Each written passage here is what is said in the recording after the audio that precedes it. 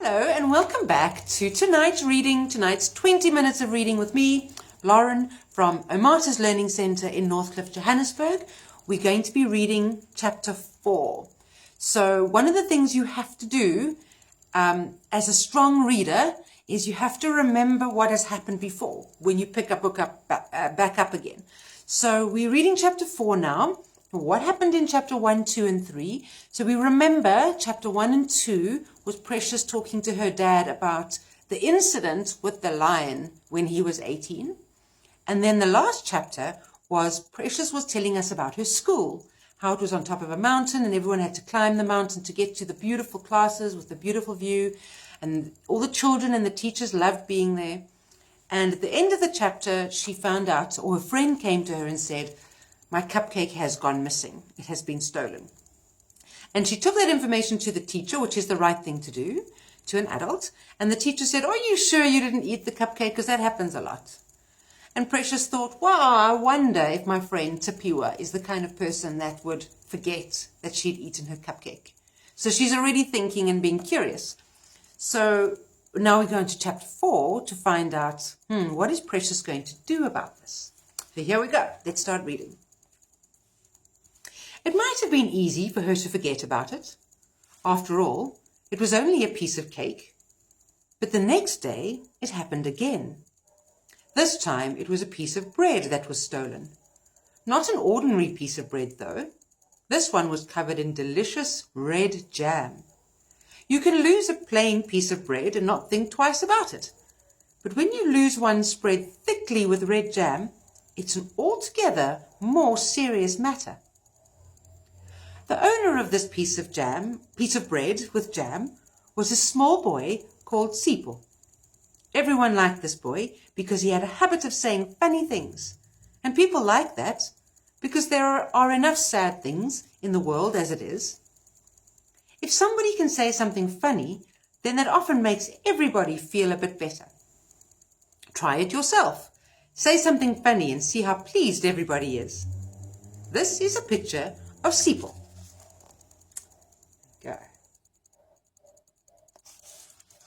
You will see that he is smiling. And this is a picture of the piece of bread and red jam. Yes? If you saw such a piece of bread sitting on a plate, your mouth would surely begin to water. And yes, you might imagine how delicious it would taste. But would you really eat it if you knew it belonged to someone else? Of course not. It happened at lunchtime.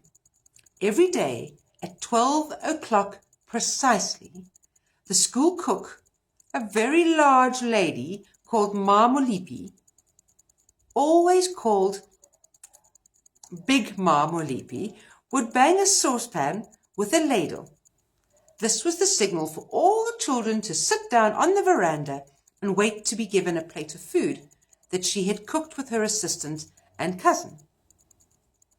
This assistant was called Not So Big Ma Molipi, and as the name tells us, she was much smaller than the chef cook herself. This is a picture of the two of them standing together. You will see how different they are. Here we go. These pictures are lovely, aren't they? Time for lunch, Big Ma Molipi would shout in her very loud voice. Then, Not So Big Ma Molipi would shout in a much smaller, squeakier voice, "Time for lunch." Big Ma Molipi's food was all right. But not all that all right. It was, in fact, a bit boring, as she only had one recipe, it seemed, which was a sort of paste made out of corn and served with green peas and mashed turnips. "It's very healthy," said Big Ma Molipi, "so stop complaining, children, and eat up." Yes, said Not So Big Ma Molipi, "so stop complaining, children, and eat up." As you can see, Not So Big Ma Molipi did not say anything other than what she heard her larger cousins say. She thought it was safer that way. If you said anything new, she imagined, then people could look at you and not so big Mama Leapy did not like the thought of that. It was no surprise that many of the children liked to make lunch a little bit more interesting by bringing their own food. Some bought a bit of fruit, or a sugar donut, or perhaps a sweet biscuit. Then, after lunch, when they all had a bit of free time before going back into the classroom, they would eat these special treats. Or if they had nothing to bring, they could watch other people eating theirs. Sometimes when you are very hungry, it's the next best thing, just watching other people eating. But this can also make you even hungrier, unless you are careful. Sipho had brought his piece of bread and jam in a brown paper bag. While Big Mama Leapy served lunch, he had left the bag in the classroom, tucked away safely under his desk. He was sure that this is where he left it, and so when he went back in and saw that it had disappeared, he was very surprised indeed. "My bread!" he wailed. "Somebody's taken my bread!" Precious was walking past the open door of the classroom when she heard this. She looked in. There was Sipho standing miserably by his desk. "Are you sure?" Precious asked. "Of course I'm sure," said Sipho. "It was there when we went out for lunch. Now it isn't, and I didn't take it." There's a picture. There we go, there he is, looking at his desk with no food underneath it. Precious went into the classroom and stared at the spot being pointed out by Sipho. There was certainly nothing there. "I'll ask people if they saw anything," she said. "In the meantime, you can have half my biscuits. I hope that will make you feel better." It did. Sipho was still upset, but not quite as upset as he had been when he made the discovery.